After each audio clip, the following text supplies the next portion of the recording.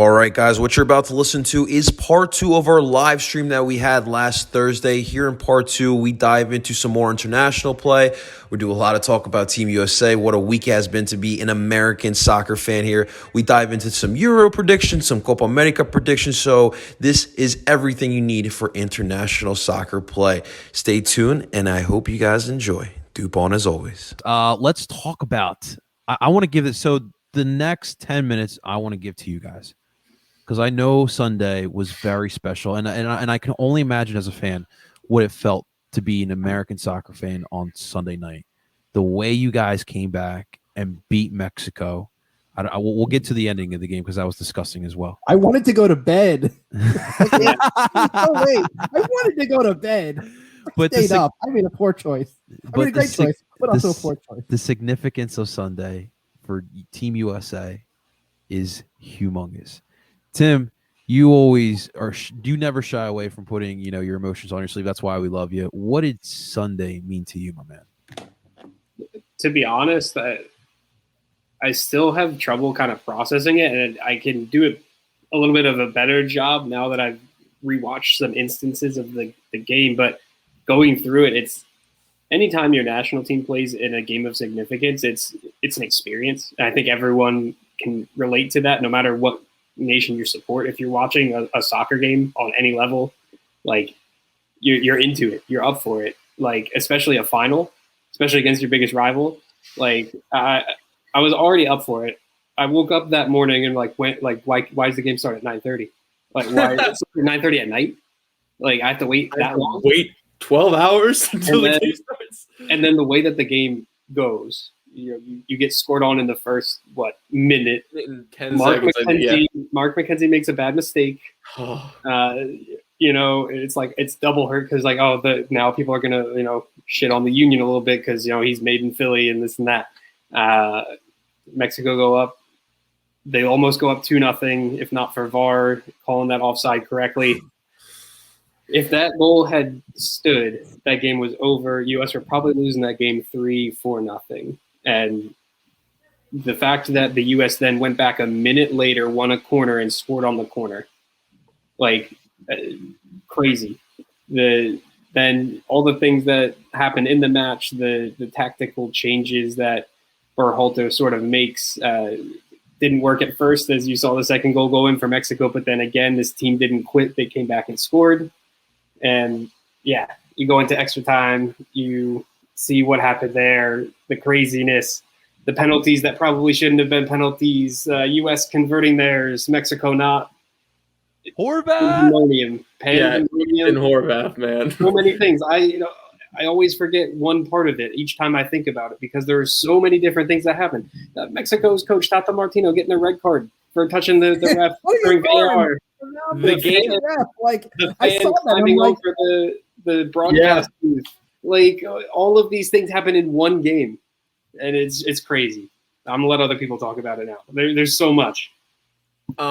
So real quick before I get to the game itself, going back to Tim's comment about the person going over the railing. There was a picture of it. And my old coach sent me his tweet that he replied to it. And he was like, security looking like Tim Ream. And I thought that was, and it had like 160 likes or something. And I thought it was so funny. But there have been a few instances in my life watching soccer that I've genuinely freaked out watching a game. Italy winning the World Cup in 2006. That was the first time I ever really got into watching. I was 10 years old. US against Algeria in 2010. Man. I got up for that one. US against Ghana in 2014 with John Brooks scored the header at the end. Barcelona and PSG second leg, and then Sunday night. 5 times I've genuinely freaked out. In person when I went to the Union playoff game against Red Bull, but watching on TV, I've genuinely freaked out 5 times. That was the 5th time, and the U.S. in my lifetime has never been never been good, and has never been touted as like a team that is the best team in the CONCACAF or has talent. The team that we have is unbelievably talented across the board. Like you have dudes winning trophy. Like I think there's like 4 guys on the team that haven't won a trophy this year. Well, actually, everyone on the team's won a trophy now, but I meant club wise. And you have Dest starting for Barcelona. You have Sargent playing for Werder Bremen, not anymore, but we'll see where he goes. Pulisic winning the Champions League, Stefan winning the Premier League. Like these guys are in positions where the national, it justifies. I feel justified having played soccer for 18 years in the United States that the U.S. is finally good now. Like people I've played. Like, for those who don't know, I used to play against Christian when we were little, like 10 years old, 11 years old. I used to play against Pulisic when he was at PA Classics. And to see him friggin' scoring the game-winning penalty kick against Mexico in a final is it's hard to like Tim said, it's hard to comprehend. Yeah. Like it's so special.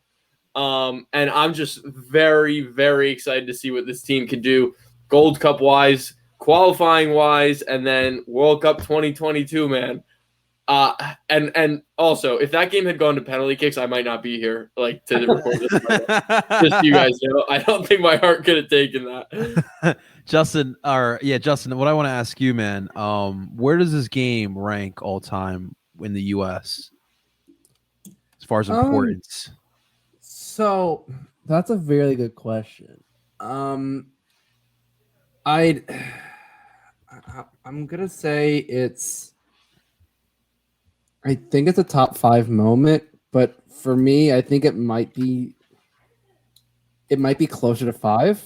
And the reason I say that is because for me, the number one, and I don't know if many people, certain people's age, remember this, but 2002 World Cup game against Mexico. Before my time.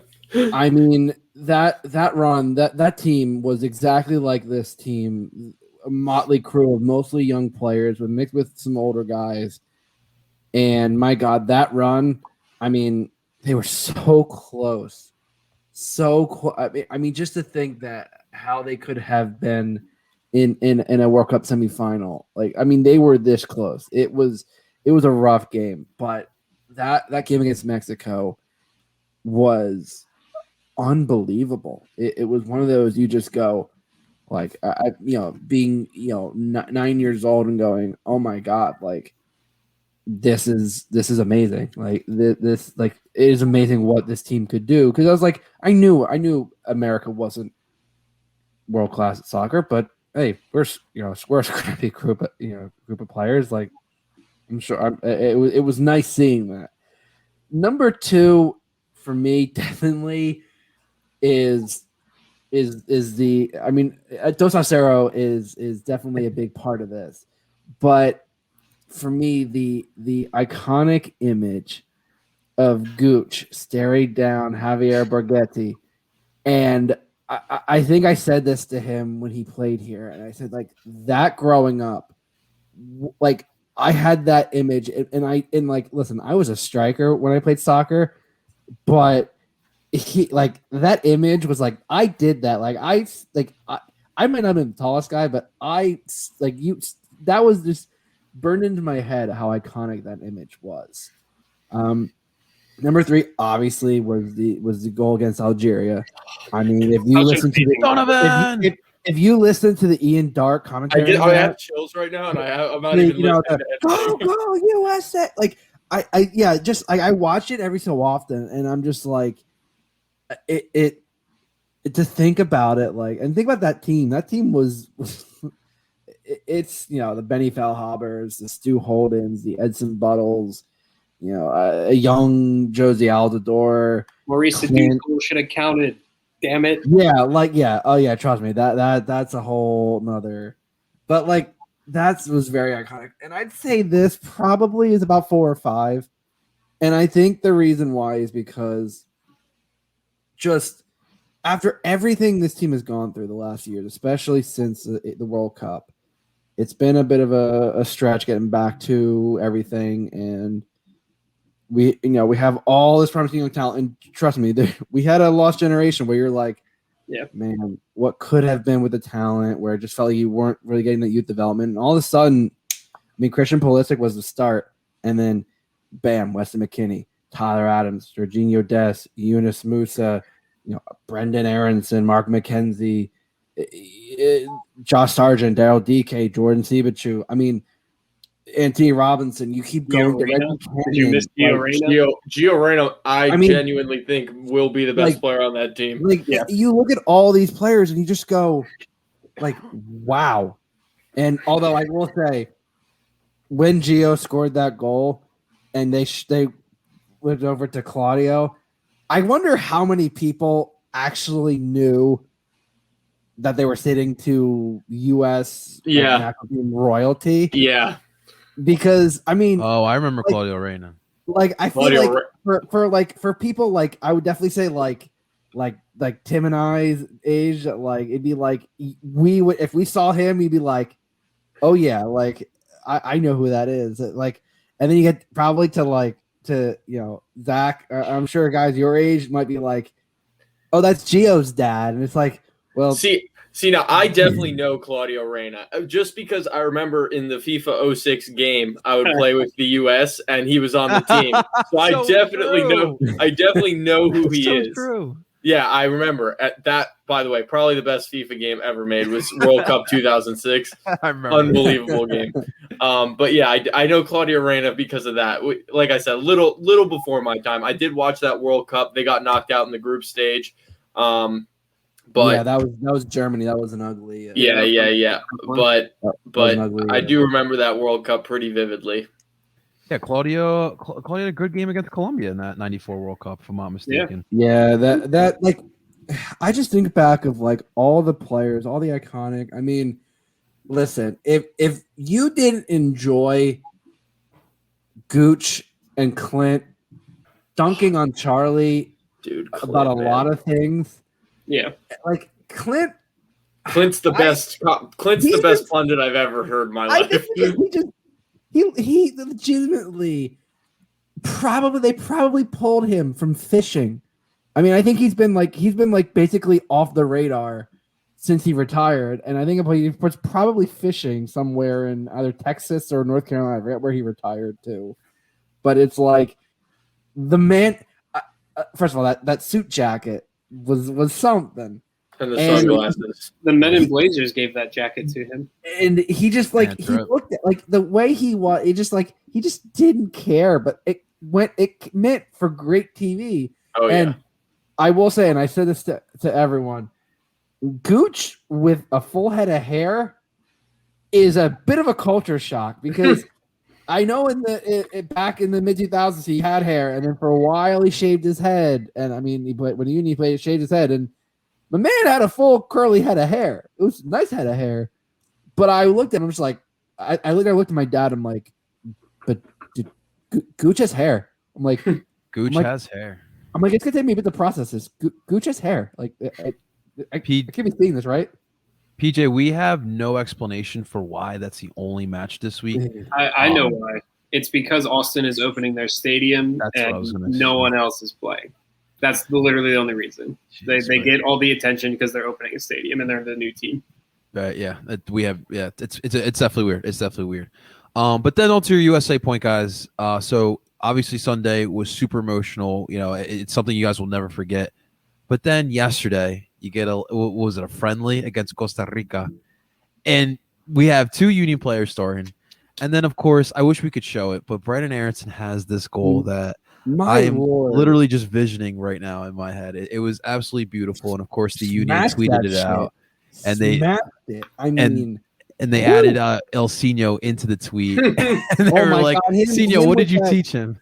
with that, first off, like I think I said to him, I'm like, Brendan, those guys had families. Like he crossed over. I'm sure El Sino taught him those because he crossed everyone over. And you look at it, if DK doesn't touch that because it looked like it was a bit of a surprise, Yunus Musa has to stretch for that, and it goes just wide. And I feel like if Musa isn't as surprised by that, I feel like if it ricocheted a little better, he probably would have tapped that home. But Brendan, I mean, like Taylor Twellman brought up an interesting point that it's not that Brendan isn't good enough to start. It's just that his impact off the bench is so huge. And he goes, you can make a national team career out of being a bench player. He goes, that's not a bad thing. He goes, but right now you have so many options. He goes, Brendan is definitely in that, tier that he could be, on the team given the 2022 World Cup. But I'm okay with him coming off the bench because it shows that he's at least there. Like him getting there is the thing. And it's so proud to say, like, when John Champion goes, Brendan Aronson from Medford, New Jersey, and I'm like, yeah, he is. Like, Justin's like, I live there. Yes, yeah, I'm like, I live there, man. Well, at least for another week, I live there. But it was just so proud to see someone from our neck of the woods playing on a meaningful. That was his third career international goal. That is wild. In what, 7 games, 7 appearances? He's got 3 and 7, which is insane. It is an insane pace, but like, it's just because he gets out there and he does his thing. Like, he just creates problems. He creates havoc. And that's all you can ask for. Yeah, I think it's the same thing with Pulisic for Chelsea. Like, he off the bench, he's so, like, when a defense sees players like Christian coming off the bench or Daryl DK or Brendan Aronson and they have tired legs, they're like, this is a long day. Like, this is a long day. Like, I don't want to have to deal with Daryl DK and his giant, freakish, athletic. Oh my God! Nose for goal. Naturally athletic. It is. He's a guy that big should not be that quick. Yeah, yeah, and then you have Brendan, who's quick and decisive and unpredictable, and you're just like, why? I just played 75 minutes. I don't have to deal with these guys. Yeah. Like, it's and I think Christian's the same way for Chelsea. Like, I think he's clearly good enough to start, but they don't have anyone else like him off the bench to make an impact like that. It's just cool too. Like, you see like the pictures of Brendan standing next to Gio, and they're like talking it up. And it's just like, this dude last year was just playing with the uni. Now he's talking in Chester. He was just in Chester, like chilling. It's so surreal. It is so surreal. Real quick, shout to PJ, who was talking about the game of Austin and SKC being in SKC. It actually is. So I was wrong on that. I don't know why they're giving that to SKC. That makes zero sense to me. So even I wasn't sure because our friend of the pod, Christian Polanco, is supposed to be, I think, going to that game. Okay. Wow, that's a good one to go to. Shouts to PJ for correcting me there. But on a slightly more serious note, I know it's something that we try to skirt around the issue with soccer, but can I just say that I'm disappointed in both U.S. soccer fans and Mexico fans. I'll start with the Mexican fans. We all know the chant. It happened again. CONCACAF has this 3-step procedure, and they stopped the game, and the players were begging the fans to stop. I think it should be one warning and then done. I don't think 3 steps. It is clear that some fans cared about that. And I think the fans at the games throwing shit, whether it was either side, I think that's despicable and it was ridiculous. But also to the U.S. fans, for those who racially abused Mark McKenzie, he like what the fuck? And I'm just gonna say that what the fuck. Listen, players make mistakes. It happened. He learned from it. He actually played pretty well after that fact. You know what? He's young. He's going to make mistakes. And Greg even said after the game, he was proud of Mark learning from that and playing better after. So all the fans who said that, you know what, you're not a true soccer fan. In fact, I don't want to.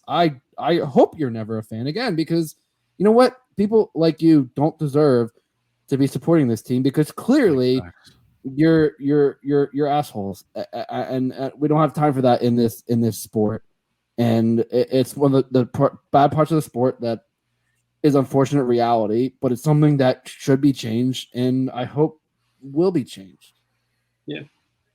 Yeah, I mean, I'd love to see like not you know, obviously here in Philly we'll always have Mark's back, like that's just kind of like second nature to us, but just seeing other people like in the U.S. soccer community stepping up and defending Mark McKenzie was absolutely beautiful. Yeah, I saw that moment, and you guys know I look at it as a neutral because you know I don't have any preference on both sides, but it was just disgusting. Like I love, and I tweeted out, I love the U.S. Mexico rivalry. I love the passion that both sides demonstrate, but the passion took to another level. It's that at that point, it's not passion. That's you're not showing love for your team. You're being an asshole. And I'm sorry to use the word, but you're just a straight up fucking asshole. Yeah. Throwing the beer on the players, like both players got soaked. Mm-hmm. It was absolutely disgusting. And yes, I wasn't aware of U.S. fans throwing racist chants at Mark McKenzie or racist things at Mark McKenzie. I didn't know that. What I did see though was American fans saying racist things to Mexican fans. That's what I saw. And that also is not okay either. It was just an ugly scene. And, I think we all just want to remind fans that this is a game. Like we human beings are playing this game. Let's never forget that aspect here. And I really don't want a beautiful rivalry like Mexico and USA to be tainted by dumb antics of fans, man. And it was just ugly. But I appreciate Justin for bringing that up. Tim and Zach, if you guys want to add in on something, for sure. Well, I was just going to say, even before the rivalry and your fandom of your own team, you're a fan of the sport first. Like that's exactly. first and foremost. Like I could probably go watch a U12 game and enjoy myself. It's just like with no affiliation to any team or any person on the team or whatever. So like if you go to a game and you don't respect the game that you're going to watch, why are you there? Like why even go if you don't feel that? Like when I go to a game, it's every time I go to a stadium, it's like, this is incredible. Like I'm watching the best players on the planet play the game that I grew up loving, playing, watching, etc. And it's a privilege to be like, you don't have any right to be there. Like I'll go kick you out myself. Like I'll take your ticket and I'll steal it from you because I deserve it more than you. Like that's basically how, like, you shouldn't be at that game if you don't appreciate what's happening on the field, regardless of who's playing. So to have people disrespect the game, let alone individuals within the game and teams within the game, it's horrible. Yeah, obviously the emotions running high from both sets of fans, and in that game, I mean, I understand the emotion. You feel that emotion. You can't get carried away to the point where you're interacting and stopping the game that you respect. That, to Zach's point and to Justin's point, when you cross that line, then it becomes a real major issue.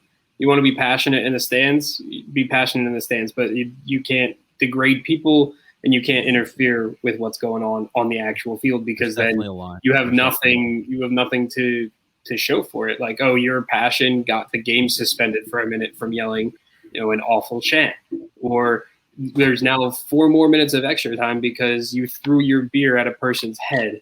Like, really? Like that's what we're doing right now? Like, no matter who does it, it is just disrespectful. So, yeah, I'm with you guys for sure. Yeah, no, it was definitely an ugly scene after that one, man. But yeah, no, just at the end of the day, and I forget who I was talking to. I think his name is Randy Union. He's a Union fan on Twitter, and I was just saying, like, look, there's idiots like this. It's unfortunate they walk, by us every day. They probably work with us, like the people who think like this, but just keep spreading the love. That's all. That's all we can do. All we can do here, especially the 4 of us here and the people who are listening. All we can do is control what we can control. We all just got to keep spreading the love and just keep, showing what real fans are. I think here we are all 4 real fans. We show our passion in a way that's pure, and that's all we got to do. That's all we got to do. But yeah, I really feel for you. I really love to see you guys embrace your U.S. men's national team. It's good to see U.S. soccer playing as well as they have. seeing these players surpass our expectations. Definitely been great here. Guys, we still have 2 other tournaments we're going to talk about. So what I want to do is I want to move on to we'll move on to Copa America. Obviously, Copa America starts I believe in the middle of next week. Sunday. Sunday. Brazil, Venezuela is on Fox. Okay, and to the question that Reese had, we wanted to wait to this point here. Yes, El Brujo will be in Copa America, and I would assume he's going to get some serious minutes. If you've watched Venezuela play in World Cup qualifiers, they look like trash. Okay, They look really bad right now. So, yeah, start El Brujo. What do you have to lose? Yeah. But what I want to do, guys, is I want to. There's only 2 groups in Copa America. I'm going to go over the groups and then kind of our predictions. So what I'll do is I'll give you my prediction. You guys let me know if you agree or disagree on what you think is actually going to happen. So, guys, in Group A of Copa America, you got Brazil, my Colombia, Ecuador, Peru, and Venezuela. To be honest with you guys, I believe look, I'm really intrigued with Brazil. We all know Brazil is a powerhouse, like it's evident. But I'm really intrigued by this Ecuadorian team. Now, this Ecuadorian team put 6 goals on my Colombia before the last World Cup qualifier round. This is an upstart young team that is pretty. They can sneak up on you. I think that in this group, I've got Brazil, Ecuador, Colombia, and then it's a toss-up between Peru and Venezuela. It's going to be like the Jags and the Jets in the last NFL season, in my honest opinion. Yeah, I was going to say Peru's the only team for me that I don't feel like they have a lot up front, and I feel like Venezuela, that's like the one thing that they have going for them. Well, you don't like Ruiz Diaz, Justin? I mean, that's it. Like that is really it. So I got Peru and Venezuela. I think they'll find a way to squeak one out, but that's who I think. If anyone disagrees or has something that they think is going to actually happen, definitely. I was going to say the only thing for me is I think Peru is the team that doesn't advance. I know you said 4 out of each group. I think Peru is the one. I think Venezuela just squeaks it out. Yeah, I think it's between Peru and Venezuela, and I'm going actually the opposite. I think Venezuela will not make it. Like John said, they have not looked good at all, and they haven't looked good even against Peru. So that's why I think it comes down to those 2 teams in the game that they'll play against each other, and I think Peru comes out on top. So. It's so weird because I felt like Venezuela was supposed to be where Ecuador is at right now. Yeah, but it just hasn't happened that way. Yep. Zach, do you see the same happening as well here? I mean, yeah. So the group, like you guys have said, top heavy, like good 3 teams, and then Peru and Venezuela will battle it out. I think I'm gonna go with Tim. I think Peru is gonna be the team that goes through. I don't know why. I have really no reason for it. I just kind of have a feeling that Peru is going to be the team that goes through. It's the Inca magic. The good thing about that in that game is that's the last game in their group. So they're on the last game day there to see who goes through. If that's how it plays out, that'd be fun. That'd be a fun game to watch. Yeah. A lot of fun to watch. All right. So in Group B, it's a little tougher here. So we have Argentina, Bolivia, Chile, Paraguay, and Uruguay. So me personally, I mean, I think no surprise, Argentina still takes this group here. In second place, I think Uruguay is still that team. I'm going to go with a little bit of surprise here, gentlemen. I think Paraguay finishes ahead of Chile. It's just something about this young upstart team. Chile has been up and down. They still got their veteran players. Like they still got Alexis Sanchez there. Arturo Vidal. Yeah. I just could see Paraguay surprising and finish ahead of Chile, which wouldn't be too. Is Almiron healthy for that? I think so. He just had a kid too, so congratulations to Miguel Almiron. I think he had his second. His second there. What is AK saying here? AK said Bolivia's one that Copa America. I don't think Bolivia is going to get a point in the group stage. Yeah, I'm with you on Shouts to Tom. I looked at their like recent game history when I wrote up the article on that group, and I was like, yeah, guys, it's not. You guys should just like not play games. Like just give them the points. It's rough. Tom, Ecuador, man, you enjoyed that team, man. They are going to make this an interesting Copa America. They're getting to those quarterfinals, so yeah, I think they are. You know, I agree. Rudias is in the Copa America, correct, guys? I believe so. Right, with Peru. As far as I know, yeah. Okay. I know the rosters are coming out a little bit later than what the Euros did. Euro rosters were out like June 1st, and the tournament for Copa America starts on Sunday. And I think rosters are getting released like as of today, like different rosters coming out. Like that's how we learned El Brujo is with Venezuela because they just released their final roster today. So it's we'll see. A lot of these MLS players will be in Copa America, which is nice. Thank God. Hopefully Colombia can start realizing that you can have MLS players on your national team. They got Yimi Chara. They did. I did see that, man. Yeah. Hopefully he gets some good minutes here. But yeah, hopefully that opens their eyes for sure. So I got so Argentina, Uruguay. I have Paraguay, Chile, and then obviously Bolivia finishing. I don't think there's any dispute there. No changes needed. Nope, I'm cool with that. I really think, and I know this is said every time Argentina plays an international, I think Messi is finally gonna get the trophy he deserves. So then people can stop saying that Ronaldo is better, despite Ronaldo's only European international trophy being the Euros. No, he also has Nations League, but no one gives a flying. Whoa! US? We do care because the US just won the Nations League. Come on, Justin. Euro Nations League, no one gives. But I think with Lautaro, and they actually have a center back in Romero now. And Acuna is a phenomenal left back and can also play in the midfield. Their midfield is with Lo Celso, with whether they play Paredes or they have what's the guy's name on Udinese? DePaul. The midfield's phenomenal. Like I think this is finally the team. And I want it so badly to be the team. I need to see Messi lift an international trophy in my life, because the World Cup next year is his last. That's it. Like he's not playing internationally after that. So I need it to, as much as I'd like Neymar to win a trophy with Brazil and all. Brazil's gonna be good for a long time. Yeah. Messi's got 2 years left internationally, and I need it to happen. I need it to happen. Okay, so here are the match. I'm trying to pick these out. So obviously with 10 teams, it's definitely makes it interesting. But here are the first games for each team. So groups. So starting on Sunday, like we mentioned, Brazil, Venezuela. You have Colombia, Ecuador, Argentina, Chile, and then Argentina, Chile starts Monday. Paraguay, Bolivia on Monday as well. And then for Peru, their first game I believe is against Brazil on Thursday, June 17th. Doesn't say here now. Yeah. So, and then also Uruguay's first game will be against Argentina on Friday, June 18th. I don't believe I missed a team there, but no, you got it.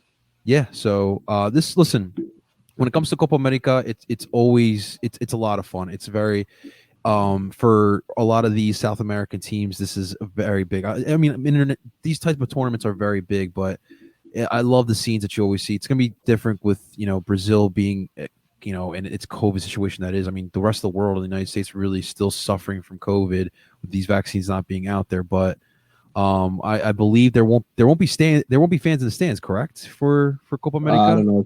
I haven't heard any word on what the Copa America will look like, other than that it's now in Brazil after all of the craziness that happened in Argentina with their COVID mess, and then what happened in Colombia, obviously. So it's been a tough time. Yeah. I don't know. This Copa America is turning into the Fire Festival, man. It's really been rough. I don't think so. He is. Yeah, he's with them. Yeah. Yep.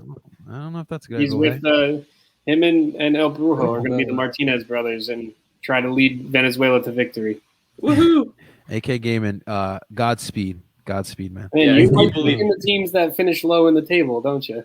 Keep believing, man. Keep believing. Man. He's gonna pick North Macedonia to get out of the group too, I bet. Which are the Euros. Great transition by Zachy boy. Listen, I'm gonna be honest with you guys. I'm so jacked up for Euros. I cannot wait. I'm usually could care. I mean, I'll still watch Euros because it's good soccer, but like, I obviously as a Union fan, I have a rooting interest now. I'm excited for it. I'm so excited for it, and the action actually starts tomorrow. But let's get to the groups first. So, in Group A, we have Zach's Italia, the Azzurri, Switzerland, Turkey, and the Welsh team.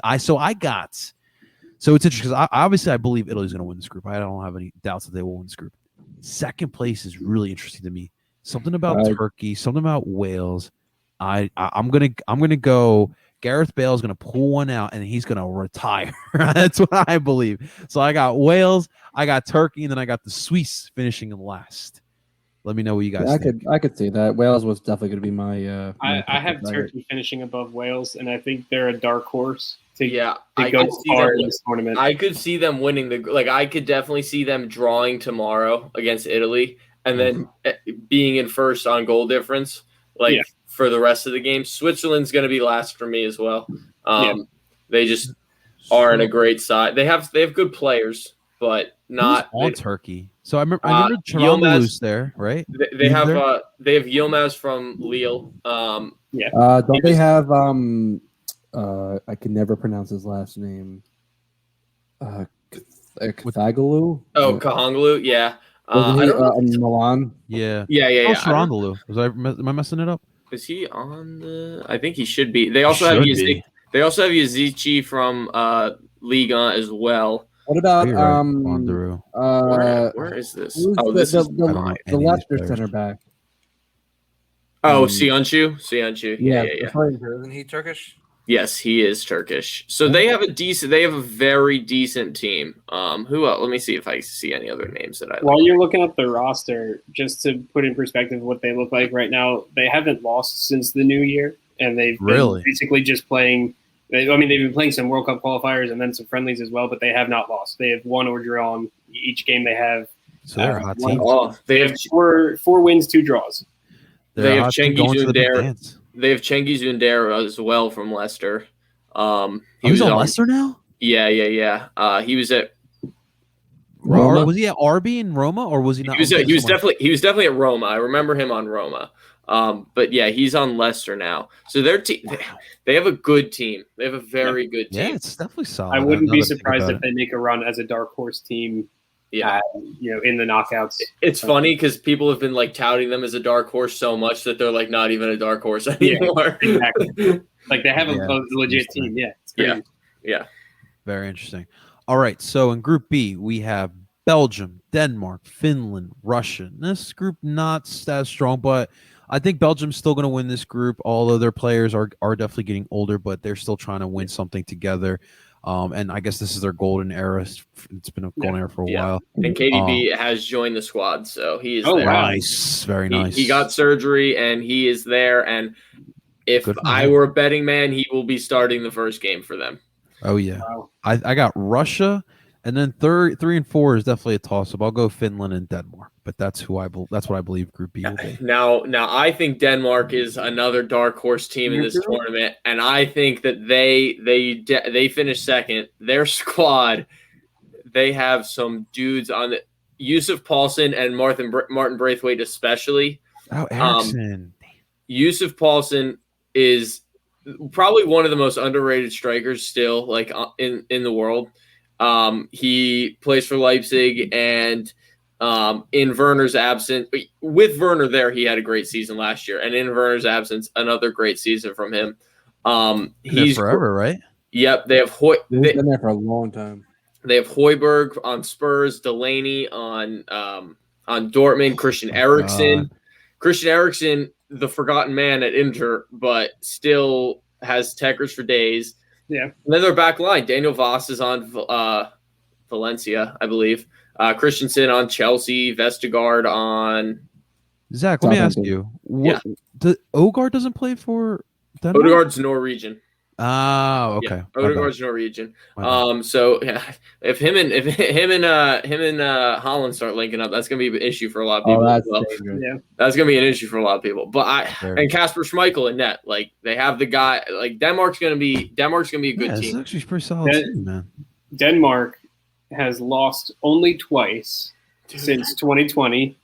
The only team they lost to them twice, is Belgium. So they take 6 points from the group, is what I'm hearing. This Denmark-Belgium game is about to be legit. Yeah, I just want to hope. So for me, like with Russia, I just want to hope they can build off because I thought they had a solid World Cup, they had a very unexpectedly good World Cup. and I just hope that they can build off of that. But we'll see. I mean, that now that you mentioned that, Denmark, I forgot they had those players, but Yeah, they have that definitely dudes. could be a They solid have team. dudes on that team.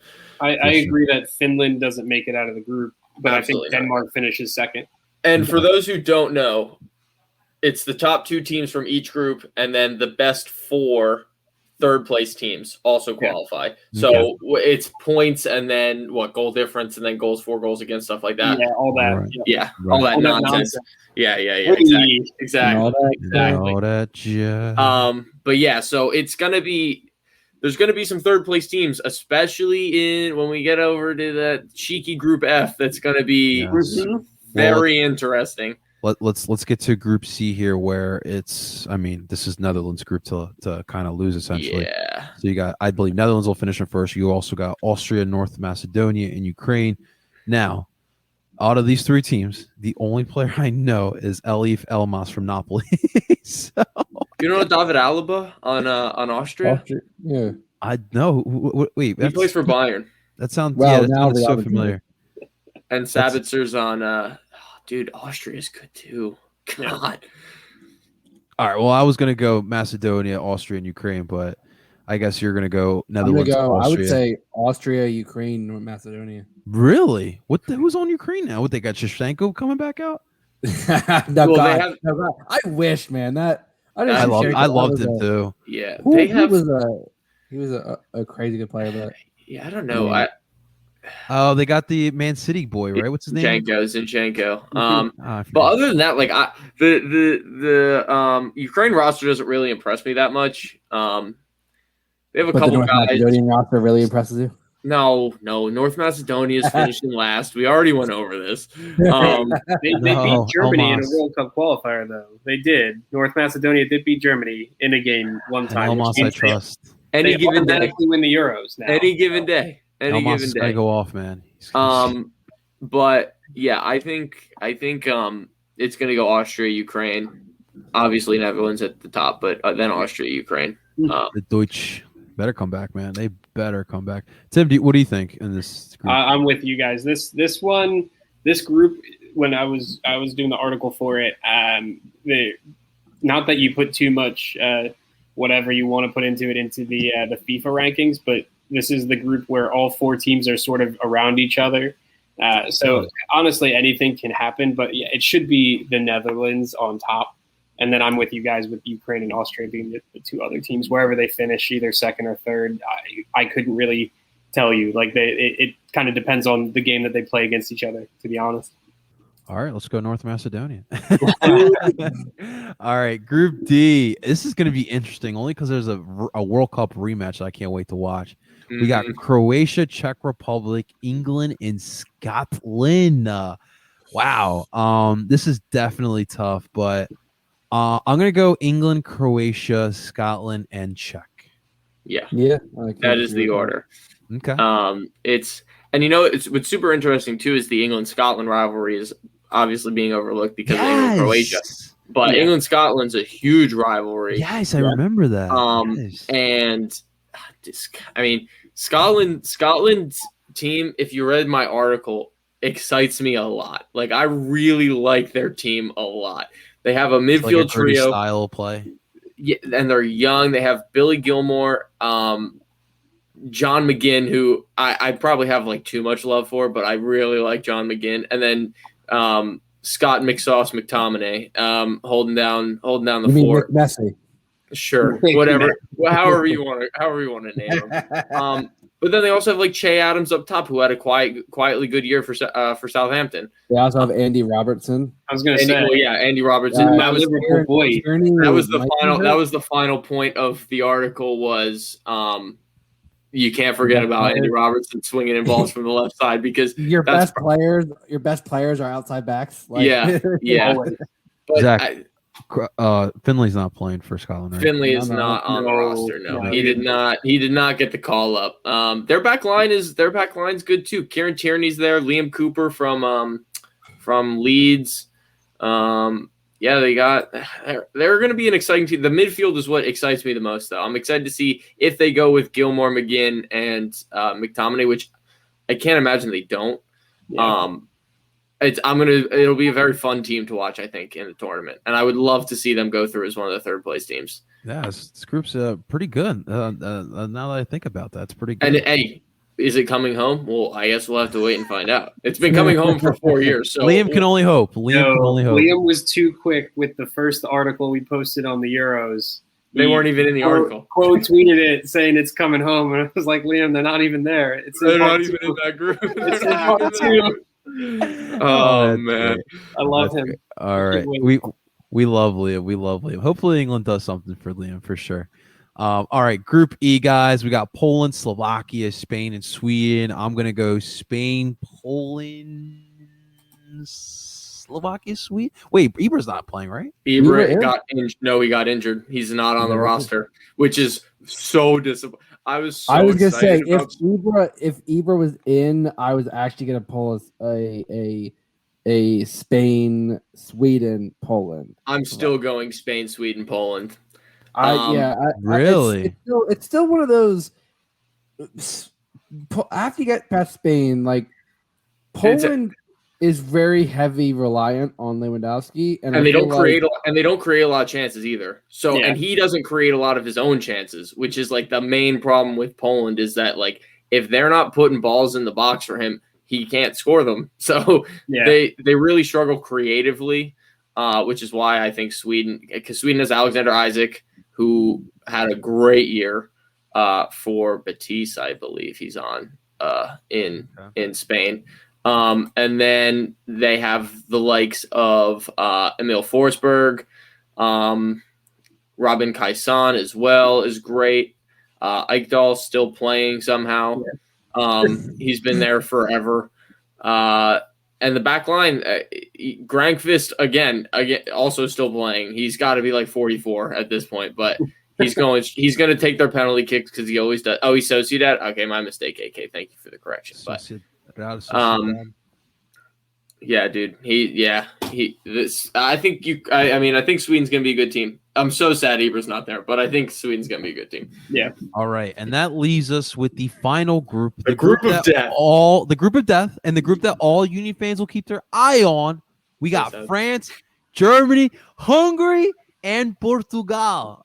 Of course, I'm going to pick Hungary. No, I'm just kidding. I really wish Daniel Gazda could enjoy some Euros and go so sad that they're in that group. It's so sad that they're in that group. Yeah, I guess I'll ask you because Craze wants to know as well. Does Gazdak start for Hungary? So he does not. I've been kind of keeping track on their friendlies ahead of the Euros. He hasn't even been in the 18 in those friendlies. So I would be surprised if Gazdag actually features. Unfortunately, I don't think it's going to happen. But we'll see. I mean, for some reason, Nemanja Nikolic is on their bench, which, if you remember him from Chicago Fire. Where is he playing? I don't remember where he is now, but I know AK Gaming will know. AK Gaming, where's Nikolic? The main issue is Soboslai, really, for Gazdag, because Soboslai is phenomenal. Yeah. Where does he play? He plays for Leipzig. He was hurt. He was hurt a lot. Screw Red Bull. He currently plays for Nemetsiji Benyagus. Hungary League. Got it. I was going to say, Zach, don't strain yourself trying to pronounce the team name. Right. Yeah, well, you know what? I don't care. Hard. I'm all in on Hungary. Yeah, I mean, I would love to see him make the 18 and then somehow feature against one of the three other teams. I mean, if Soboslai gets hurt, or they in the last game, it really doesn't matter for them. Maybe they play him because just to get young guys some. I mean, he's the player of the year in their nation. So if they are out, which we probably expect them to be out by the third match. Who do they play in their third match? I don't even remember who they play. I'm trying to figure that out real quick. They play Germany in that third match. So Germany. That would be pretty cool if he got in against Germany. Yeah. Well, all right. So realistically, I do believe that I think France will win this group. Yes, France will win everything. I got Portugal in second. I got Germany in third, and I got obviously Hungary in last. Unfortunately for us Union fans here, but it is okay. I would have France, Germany, Portugal, France's second team, and then Hungary. Yeah, and honestly, I would have France's first team, France's second team, then Germany, then Portugal. I also have Germany, then Portugal. I think with Yogi Love's last tournament in charge, and them getting a little older, but also having a lot of youth as well, I think they're gonna be that German machine that we've seen in the past for Yogi Love. And I think the big thing with Portugal is they have unbelievable individual talent, but they haven't been playing well collectively in important games. So it'll be very interesting to see how CR7 does, because they have a whole lot of talent around them. That midfield is insane. Yao Feliz is there, right? Yep. You got Diogo Jota as well, who I'm excited to watch because he's had Bruno a phenomenal. Fernandes? Yep. Oh yeah. Renato Sanchez as well. That's a blast from the past. Well, I have the article pulled up. They also, their back line's fantastic. Ruben Diaz and João Cancelo just won the Prem. You have Rafael Guerreiro on the left, and Jose Font, who just won Ligue 1 as well. I was going to say, but Zach, the real star, Pepe. Come on. Pepe. Wait, did Lille win Ligue 1? Lille won Ligue 1, yeah. We're the starting center back pair for the last friendly that I watched. And I looked at that and I went, I knew Font started his international career a little later than that, but I'm like, wow, Pepe's still playing? I'm like, where's the red card? Where's the red card? If you have Pepe next to Ruben Diaz, it's gonna be a long day for defenders. Or for attackers, I mean. You mean it because Ruben Diaz is going to have to play by himself because Absolutely. But then the midfield, like we talked about, Ruben Neves is also there from Wolves. John Moutinho, William Carvalho.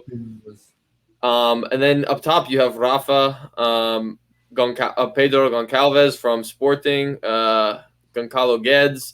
Like they have a phenomenal team. It's just collectively they haven't been as good as you would expect them to be. Is Quaresma still? No, Quaresma is not on the roster. Wow, that's a name I'm surprised. He is old. Like he's very. I know, but he's like Ronaldo age and not Ronaldo. So yeah. All right, so here are the first matchups. It all starts tomorrow, so we have good soccer to start with tomorrow. We got Zach's Italy facing off against Turkey, like we mentioned. Saturday, you got 3 matches: Wales, Switzerland, Denmark, Finland, Belgium, Russia. On Sunday, you got 3 more matches: England, Croatia, Austria, North Macedonia, Netherlands, Ukraine. On Monday, we have 3 more. You got Scotland, Czech Republic, Poland, Slovakia, Spain, and Sweden. And then on Tuesday, you got the final 2 of the first round of games. Our Hungary are going to facing off against Portugal at 12 o'clock on Tuesday. And then you got France and Germany at 3 p.m. That's going to be a good one. Justin, out of all these games, what's the one game you are making sure you do watch? And don't you dare say Hungary and Portugal. To be honest, I'm not sure how much time I'm going to have. I'm a bit busy this week as I move into my apartment. Congratulations, Justin. I get my keys on Tuesday, so I start moving stuff over. So this weekend's gonna be a little busy.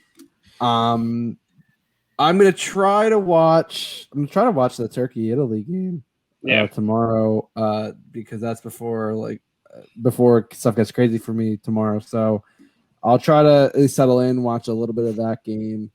And who knows? I know Saturday I'm going to be kind of all over the place, so I might catch a game. But if you can make the time for one, what's the one that you tell people you need to watch this weekend? I think the Turkey-Italy game actually is interesting because like I was actually talking to this with my dad about Italy, and he said, oh, you know, he said, oh, they didn't make the last World Cup. I said, yeah. I said, but they have all this young talent like the U.S. I said, where it's like they still have those veterans, but they have this young talent that like is ready to show it like their potential. And I think they could be one of those teams that could make a sneaky run. And Turkey, everyone keeps talking about Turkey. Like they've been slowly flying under the radar. And then the last couple years, it's been like they've been that team that if they could get some more talent, they'd be a bit of a contender. And they've been slowly getting some quality talent. And I know it's the first game, but I'm genuinely curious about it. So I'm definitely going to try to tune in for that. All right. Well, Zach, he took your Italy-Turkey. What's one game that people should tune in this week? First, I'm going to answer AK's question. I know Wembley is not 100% capacity, so not all the games will be. I'm pretty sure some stadiums will be full capacity, though. Yeah. Now, for the game that I'm most excited for, it's got to be Austria, North Macedonia. It's got no. England, Croatia is my game to watch Sunday, 9 a.m. I believe all these games are ESPN. Is that correct? Yeah. All right. So this is all ESPN. Copa America is all Fox. Yep. All right. So 9, 12, and 3 every day. That's me. That's not a bad thing. 9, 12, and 3 every day. That's it. That's what I'm doing. You don't have to make yourself some coffee. Occasionally get up off the couch, and you could be there all day. I'll have my standing desk. Maybe I'll watch a game standing up. There you go. I will be watching the Austria North Macedonia game on Sunday. I will be. I shouldn't because it's probably not going to be a great game, but I'm going to watch it. It's internet. If you guys don't know, international soccer is bad and amazing soccer all at the same time. Yes. It is the best. It is the best soccer and also like not great soccer, but it is the best. So if you guys can catch games, if you're not big soccer fans, catch games because it's the passion that you see players play with is so far and beyond what you'll see them play with their club. You will not regret it. It's crazy to see. If I may, just real quick, I wanted to say hi to Juper Ruiz. Juper, ¿qué más, papá? Saludos desde Philadelphia. Juper is actually, if you guys don't remember, he was the one that gave us the insight on Jose Brujo Martinez before he came here. So saludos, Juper. Thanks. It's so cool seeing him on here. Tim, what are you planning on watching here? I mean, you guys took my weekend games, so you ruined this weekend. You guys not Belgium, Russia. Games. You don't want to see Belgium, Russia? I would. I mean, Belgium is going to wipe the floor with Russia. Yeah, I mean, if we have to pick a game inside of the first window of games, then I'll go past the weekend and say, it's obviously France, Germany. Yeah. That's the only one we didn't talk about. That sounds like a snooze fest. Yeah, dude, it's going to be the most boring game. It might be 0-0. It might be 0-0. Yeah, but it might be the most exciting 0-0 game you'll ever watch. So much anticipation, and then it's just a. No, but I mean, honestly, the point I was going to make about the Euros, Zach took as well, which there's pretty much 3 games almost every day at 9, 12, and 3. I mean, if you can watch them all, obviously that's what you're doing right now. So it's going to be a fun time for sure. I agree. You guys all obviously all took the good ones. I'm honestly interested by Spain and Sweden. I haven't watched the Spain team. Obviously, it's a new generation of Spanish soccer going on, and what Zach is telling me, this Sweden team is something you should look out for. So I'll be very intrigued to watch all these.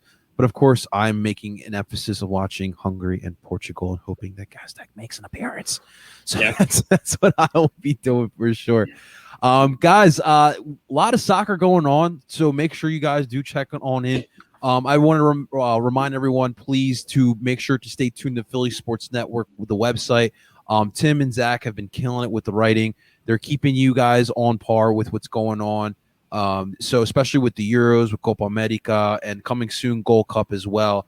Those guys will keep you up to date with all of that. And of course, here on DOOP by the River, we will also do our best to keep you guys up to date with that. Obviously, and Real quick. Sorry to jump in there. We'll also No. some stuff on U.S. Women's National Team. I know right now they're on right now. It's almost the 58th minute, and I got it right here. Still 0-0. They haven't looked great, to be honest. But it's their first game in what they're calling the Summer Series, which is 1, 2, 3, 4, 5 games ahead of the Summer Olympics. Which I know they have a couple games. It's like their send-off tournament. So we'll definitely be checking in on how they look at some point here in the next few weeks. And then Gold Cup too. And Gold Cup for the men. So yeah, it's a busy summer. We'll have you covered on all aspects for sure. And AK, Ukraine beat Spain in 2020 in Nations League. Just putting that out there. Oh, okay, very good. Good tidbit there. Yes, so we'll definitely make sure to stay tuned. Gentlemen, that was a podcast episode. This is the longest DOOP by the River ever. We could split it down the middle. If you streamed this, you might be watching 2 for 1. I feel like we're on sports radio. I mean, this is great. I love can it. keep going. We can keep going. We can go all night. We'll do a 24-hour. More like a live stream than a podcast. I was gonna say, would be Liam. We're gonna start doing a 24-hour stream. Yeah, I don't know if I could do 24, but I can do 2. 2 is good. 2 is good for sure. Seriously, guys, thank you so much for tuning on in to DOOP by the River. Make sure to like and subscribe to El Parcero Phillies YouTube channel. Of course, this is where we show you guys the visual aspect of the podcast. And if you guys want to listen to us, which we would highly recommend and we would highly appreciate as well, wherever you stream podcasts, Apple, Google, Spotify, you can find DOOP by the River. It is all part of the Philly Sports Network podcasting group. Ladies and gentlemen, that is Tim Lovinguth. That is Zach Labasso. That is Justin Kosher Brujo Gang Leader. I'm loving these new nicknames every week. And, of course, I go by the name of El Parcero Philly. And we're telling you guys to DOOP on. Talk to you guys next week.